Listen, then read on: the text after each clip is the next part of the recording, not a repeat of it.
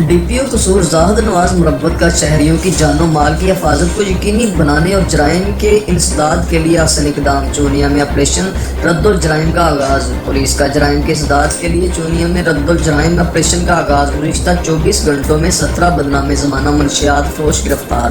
ملزمان کے قبضے سے بھاری مقدار میں منشیات برآمد۔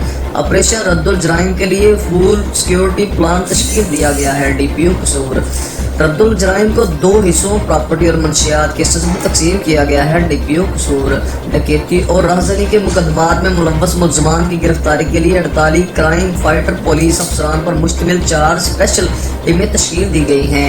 نوجوان نسل کے مستقبل کو تباہ کرنے والے منشیات فروشوں کی گرفتاری کے لیے 23 پولیس افسران پر مشتمل 3 ٹیمیں تشکیل دی گئی ہیں۔ مجرمان اشتہاریوں کی گرفتاری کے لیے 14 پولیس افسران اور اہلکاروں پر مشتمل 2 اسپیشل ٹیمیں تشکیل دی گئی ہیں۔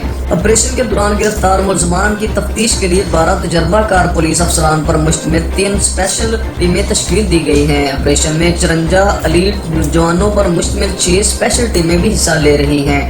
اس کے علاوہ چونیا سرکل کے 16 داخلی و خارجی راستوں پر سخت ناکہ بندی کر دی گئی ہے، جہاں پر 80 سے زائد پولیس افسران و اہلکار ڈیوٹی سر انجام دے رہے ہیں۔ چونیا سرکل میں کامیاب آپریشن کے بعد دیگر سرکل میں بھی آپریشن کیے جائیں گے۔ DPO قصور رپورٹ حاجی محمد امین کمبوڈ ڈسٹرکٹ رپورٹر قصور۔